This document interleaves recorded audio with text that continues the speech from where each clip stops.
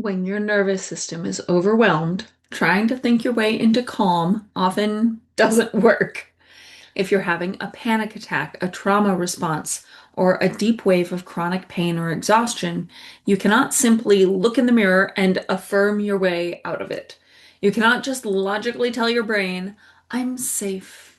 Because if your body is physically stuck and actively sending alarm signals to the brain is going to listen to the body. I'm Dr. Satya Sardonicus. I'm the founder of the Neurofascial Flow Method, and this channel is about the body-based missing link in healing, resilience, and human potential. Today, we are going to get incredibly practical. We are going to walk through a simple 3-minute, zero-cost, body-based reset that you can use when you feel overwhelmed, braced, shut down, reactive, or disconnected. But before we do the practice, let's talk about why we are doing it. Because understanding the mechanism is what shifts this from being just another chore on your self-care checklist into a profound tool for self-agency and sovereignty over your own nervous system.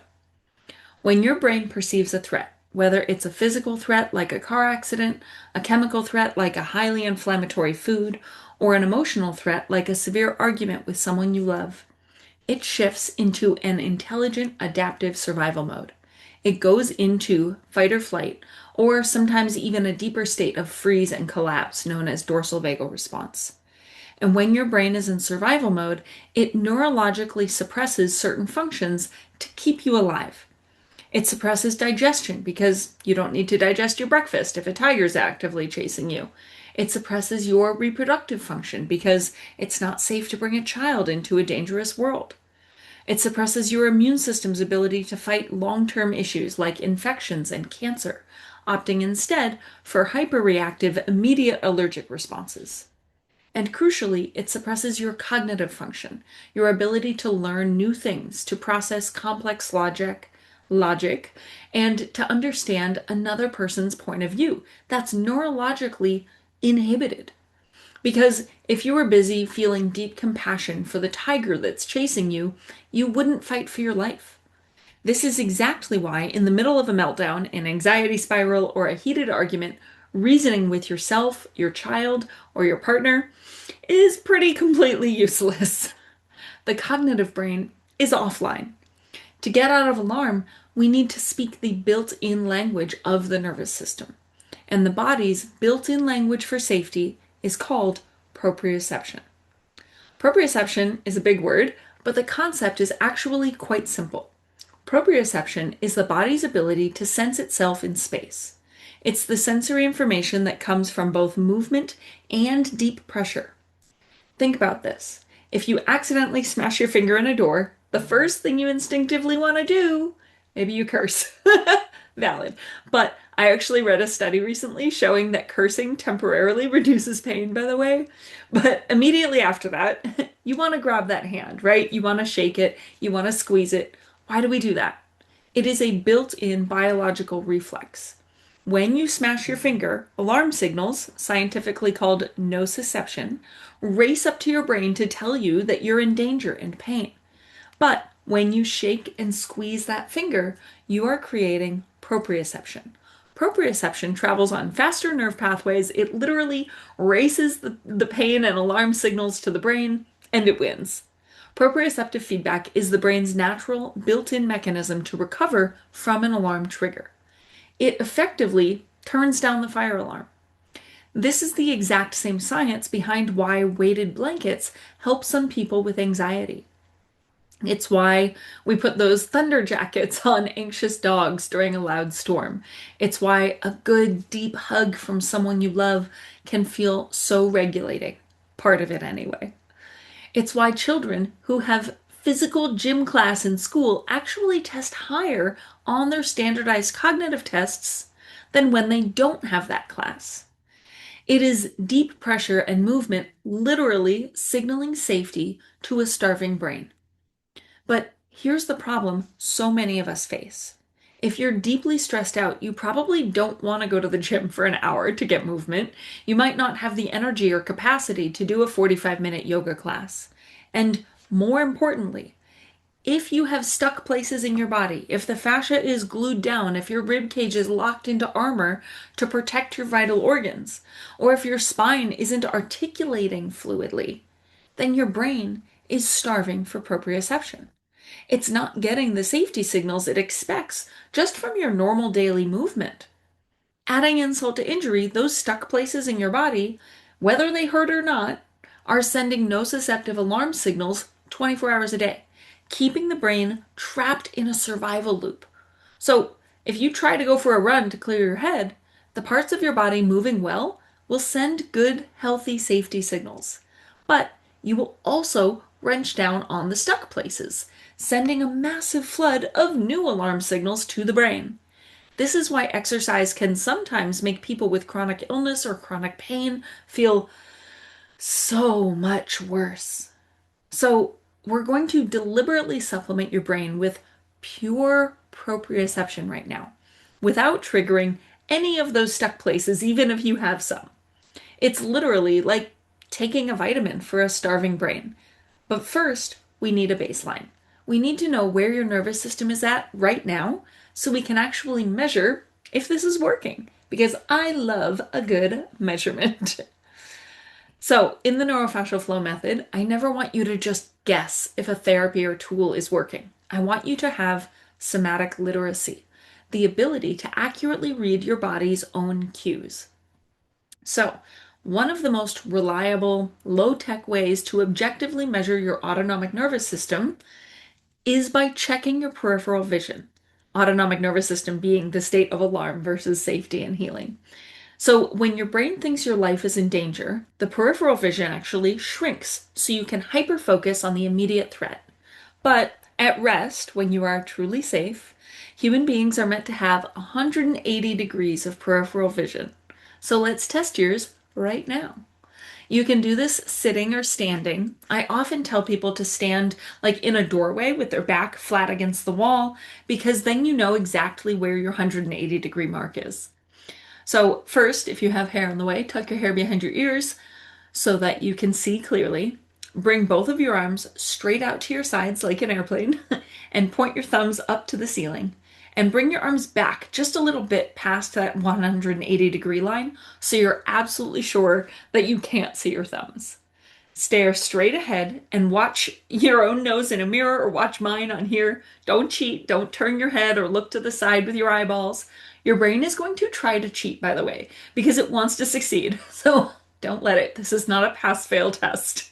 Slowly, one arm at a time, bring your hand forward until you can clearly see your thumb in your side vision. Not just a blurry blob. You actually need to be able to identify this is a thumb, right? So once you can see it, freeze that arm right there and do the exact same thing with the other arm. Bring it forward slowly until you can see the thumb and then freeze right there. Now, keeping your arms frozen, now go ahead and look. Look around the room, make a mental note of where your arms are pointing. Are they pointing at a door frame, at a specific painting on the wall?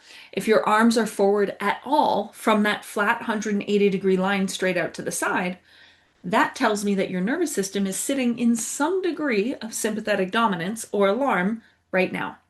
And if it is, please hear me, do not judge it. You are not failing. You are not doing anything wrong. The most I've ever seen is actually somebody was about here before they could see their thumbs. This is not a test you pass or fail. It's just information. Your body is intelligently protecting you based on the stress it's perceiving. But now that we have a baseline, let's see if we can actively give your brain a window of safety. So we're going to do a practice I call squeeze hugs. We're going to use deep, broad pressure to flood the nervous system with proprioceptive safety signals. So you're going to take the broad, flat palms of your hands. We're not using our fingertips. Absolutely no claw fingers. And it's not a massage. We're not trying to fix anything or dig into anything or even loosen anything. You're simply going to grab your opposite arm and apply a broad, deep, slow compression. You want to squeeze the soft tissue and the joints, right? So we're going to move up and down the arm. We're going to hold a firm squeeze for 1 or 2 seconds, then release and move around. Squeeze again. You can do this anywhere in your body. You can squeeze your arms, you can squeeze your shoulders, your legs. If any place hurts, skip it. This is a global response, so it's going to work no matter where you squeeze. If you're doing this with me right now, you might notice something happening to me. My voice slowed down. My tone dropped. I'm taking a deep breath. I'm not doing this on purpose. I was getting a little buzzy and excited about teaching, but this is how fast the nervous system shifts. When you feed it the proprioception it is literally starving for. Now, if you can, move down to your feet. The feet have the second highest density of proprioceptors in the entire body, right after the spine. So we're giving the feet some deep, broad squeezes. Again, not a massage, not trying to change anything. You might wiggle the joints a little bit, right? You might, oh, I'm moving. You might wring your foot out like a sponge, gently. We're not forcing a stretch. We're literally telling the brain, I am here. We are safe. Now orient back to the room, look around, let your eyes move slowly. Notice whether the room at first just feels any different than it did a minute ago. And then let's actually recheck your peripheral vision. So put your arms back out to the sides, thumbs up, look straight ahead, and slowly bring each side forward until you can see your thumbs. Did your visual field expand? For many people, it widens immediately. Sometimes people say the room feels brighter, their vision is clearer, or their eyes just feel softer. Now, if it didn't change, or if it stayed the exact same, that's perfectly okay too. It just means that your system might need a bit more safety before it feels okay to drop its protective guard. Now, this simple practice of squeeze hugs can be pretty profound. I once had a mother call me on a Friday night in absolute tears. Her colicky baby, who was 4 or 5 months old, wouldn't keep food down, wasn't latching to nurse properly, hadn't slept for more than like 30 minutes at a time. And I was going out of town to teach a seminar that weekend, and I couldn't see the baby in the clinic until Monday. So I taught her how to do these squeeze hugs over the phone. I told her to use broad, gentle but firm compressions on her baby's arms, legs, and especially the feet. She called me the next morning, crying again, but this time they were tears of relief. Her baby had slept for 6 straight hours that night and woke up and successfully latched to nurse for the very first time. I didn't do a single chiropractic adjustment. I didn't prescribe a supplement or an herb. All we did was use proprioception to turn down the fire alarm in that baby's nervous system, allowing it to shift from a desperate survival mode back into a state of rest, digest, and heal. When should you use this 3-minute reset? Well, you can use it first thing in the morning to prime your nervous system for the day. You can use it when you're sitting at a red light in traffic. You can use it right before you walk into a difficult meeting or before a difficult conversation with your spouse to ensure your cognitive empathy is actually online before you open your mouth. You can use it before and after you go to your massage therapist, your physical therapist, your chiropractor, or even your therapist. Doing this opens a window of access of change receptivity so your body can actually receive and integrate the change and your brain instead of fighting against it and snapping right back an hour later. This practice is not about achieving perfect permanent zen. It is about creating a little more space. Because when you have a little more space in your nervous system, you have more choice. You might not send that angry text. You might not snap at your child. You might pause before making a decision out of panic. You might notice that you're just tired and go lay down instead of convincing yourself that you're failing at life. Practice these squeeze hugs, checking your vision and orienting to your environment for 3 minutes in the morning and 3 minutes at night. Over time, you will build somatic literacy. You will learn your own signals. You'll realize, oh, when my peripheral vision narrows, I need to pause. Or when my voice gets fast and buzzy, I need some proprioception. In the next episode, we're going to speak directly to practitioners and complex cases.